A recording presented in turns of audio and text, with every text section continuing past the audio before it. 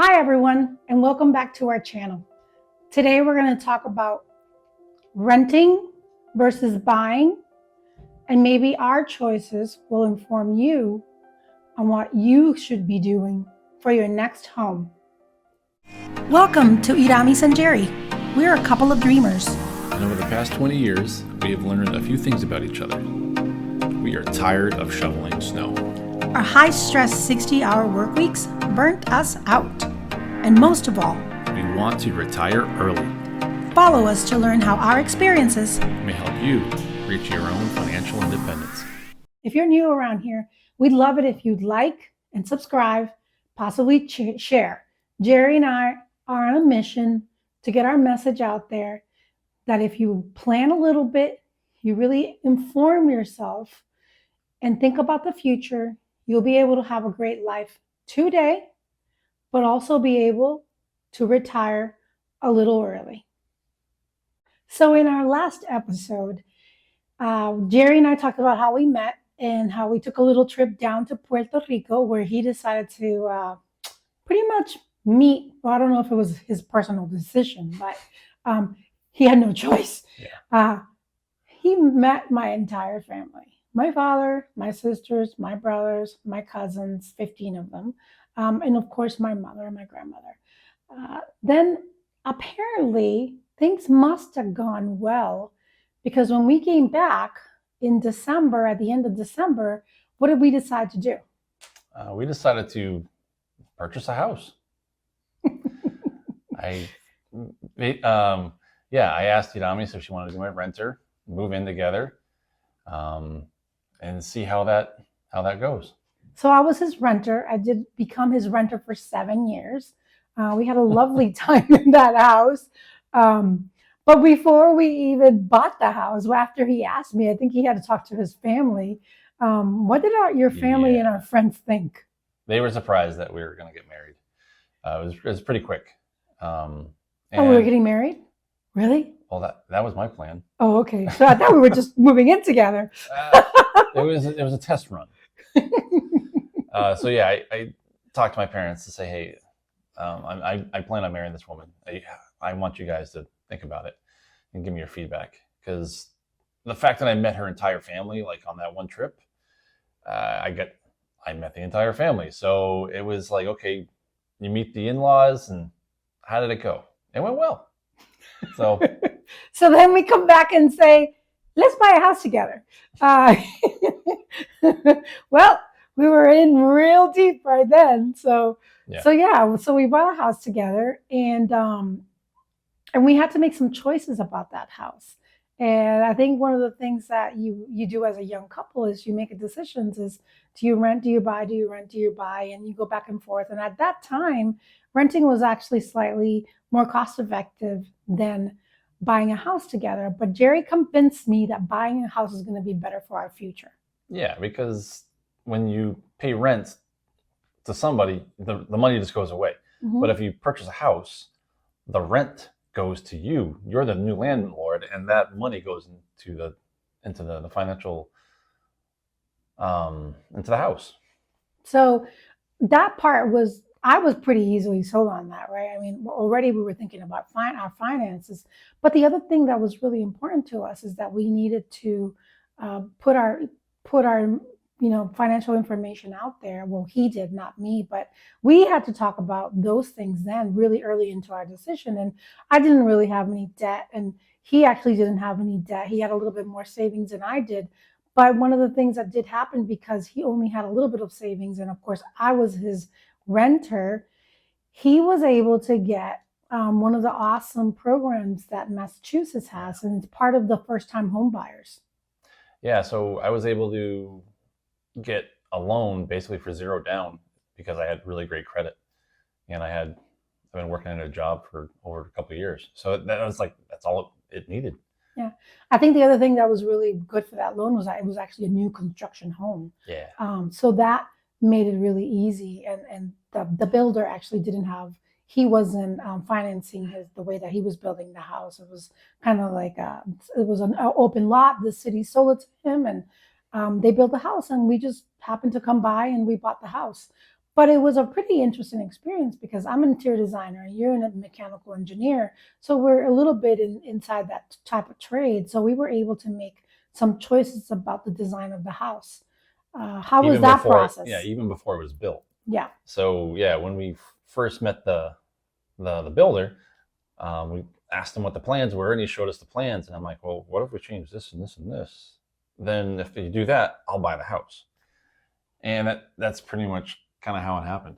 Yeah, I think that was probably one of the first times that we actually had upgrades on cabinets. Remember that? Yeah, it was yeah, going to cost us like $10,000 extra. Fine, it was worth the change, but it was a good way to really start a relationship to understand how home ownership and living together was going to be like. I think I passed the test. What do you think? Yeah. Then, being a first-time owner also brings in some other issues. It's really maintenance of the house. And Yep. that really would have been the struggle that we had. We were living together for the first time, buying a house for the first time. And then on top of that, if we had bought a used house, we would have had to maintain it. And fix things up. Yeah, I mean, so do you think that made it easier in our relationship and in the things we wanted in the rest of our life? That would have been so stressful in the relationship. Yeah, basically the fact that we bought a brand new house was ideal because you come in, it's brand new. You just have to choose paint colors. You're not like trying to choose like, okay, do we fix the bathroom? Like if we buy a used house, there's always something that you have to fix. And you got to do that within like the first 3 to 6 months. So it's like that would stink if you bought a house that you had to like redo the bathroom and that was your only bathroom. So now you don't have a bathroom for 3 months. So that's one of the benefits. The other thing about the house was that it was easy for maintenance. Of course, it had a garage, which is something that was important to us. Oh yeah, that was a priority. Yeah, but the other thing that we did like is that it was pretty small in size, and it was actually smaller, actually slightly bigger than the house we live in now.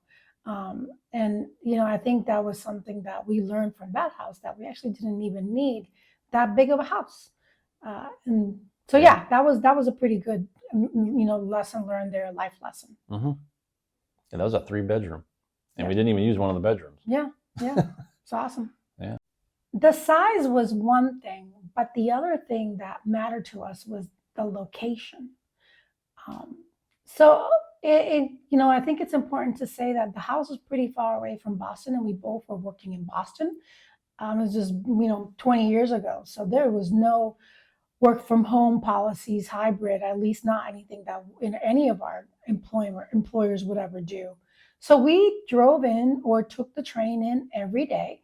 And whether we drove or whether we used the commuter rail, it was always an hour and 30 minutes minimum. One way. Yeah. And we were waking up at 5 a.m. to get into the city for 6:30 because that was the only time there was no traffic. And the same thing with the train. The train was actually a little longer. It was like probably an hour and 45 minutes. One of the cool things about the train is that that was one of the first trains that had Wi-Fi. Can you imagine Wi-Fi? And you can actually do some work. It was slow, but we had it. It was better than nothing. Mm-hmm. So what are your thoughts about the location of it, Gerry? What other things were pluses about the location? Yeah, making that decision was basically, do you live where you work or do you live where you play? That's kind of how I thought about it. And you never know where you're going to work, but you always know where you want to play. So I was a big skier for the winter sport, and then the summer sport was mountain biking. So we basically chose a location that was by the mountains. That's why we're so far away from Boston. Yeah, it was great because we were able to get into some of our favorite ski resorts within an hour and 15 minutes. I mean, if we wanted to go to the local hill, that was 30 minutes away. But it was pretty fantastic to be able to get up to Vermont and New Hampshire. And for us, New Hampshire was truly a summer, state. We wanted to go to the lakes. We wanted to go hiking and biking and camping and all that. But in the winter, we were Vermonters. Pretty much we spent almost all the weekends up in Vermont. Mm-hmm. And I don't think, Gerry went to UVM, so that was still in him. And he was definitely more, he was not a flatlander. Let's talk about that. It was definitely about skiing and snowboarding and doing anything related to winter sports up there. So that was really important to us. So the sacrifice to be further away from the city was well worth it to us at that time, at that time. Correct. Then the other thing that was really important is that we were really close to family. So my sister was basically down the street, and she had two young kids, my niece and nephew. They're grown up now. They're 24 and 26 now. But Jerry's family was also close by. They were about 45 minutes away. And it's hard because right now, both of those families and others are a minimum of an hour away from where we live right now. So it was good that for 7+ years, we were so close to them and we got to spend time with our niece and nephew, that to see them grow up and to, be able to go to their soccer games or basketball games or that type of stuff. And we were able to do that because we were so close. The other thing is we were able to spend more time with family on the weekends, especially during the summer, because we weren't coming in from Boston and paying any of the tolls or putting mileages on the car. Being stuck in traffic. Being stuck in traffic, yeah. And the mileage on the cars, it does add up after a while. So, is there any regrets that you have from making those choices that we did then? I can't think of any right now. Really? That was pretty much even that little lifestyle creep we had. Yeah, that one thing. It started in the lifestyle creep. Yeah. So it's one of my money pits. So I don't think Gerry and I have had many lifestyle creeps in our lifetime, in our time together, but that was one of our big lifestyle creep, literally money pits. Yeah. And we don't regret it, and we have a whole video on it that Jerry's going to talk about that money pit. But it was one of those first times that we kind of said that whole attitude of, hey, we did this good thing. We patted each other on the back and we said, let's spend money on this car. I deserve it. Yeah, because I deserve it, right? Because we were in a more cost-effective house. We didn't have any maintenance. I just got a new job. Yeah, so we were saving all this money. Yeah, that was probably one of the first times that we said never again. And pretty much that's held true until, again, you watch the Money Pit video and you'll see what we did next. But in general, we've held true to that. And we do really give credit to that first decision of deciding to buy and not rent, deciding to get equity in the house and give money to ourselves back, pay ourselves, and really be able to enjoy the life that we wanted from pretty much 6 months into, meeting each other. So other than our mini fail on the lifestyle creep, anything else that you can think of that was negative about that house? No, it worked out great because we didn't have to fix anything. So all of our money went into traveling and playing and experiences. It was good. It was about experiences. So yeah, it was, we'll talk about what happened to the house 7 years later and really what happened to how our life continued to evolve. But in terms of those first 7 years, awesome. It was really life-changing, and it really taught me, as pretty much a first-time home buyer immigrant, that you can do it. If you have great credit, if you make those sacrifices, if you educate yourself about the programs that are out there, anyone can have a house. I know it sounds like I'm saying a lot, but you can. It might not be in the middle of a city like Boston or San Francisco or Chicago or any of the other metro areas that the fees are just so ridiculously overpriced. But if you want to, and you want to make it happen with a little bit of savings and making sure that your credit is looking real great, you can have a house too. So I hope this conversation helped you, and I hope that it really makes you think about the future. And if you're renting now, can you buy? Can you maybe start saving a little bit so that you can buy in the future? and really educate yourself about the programs that are out there. Thanks for listening to us. And as usual, Happy saving.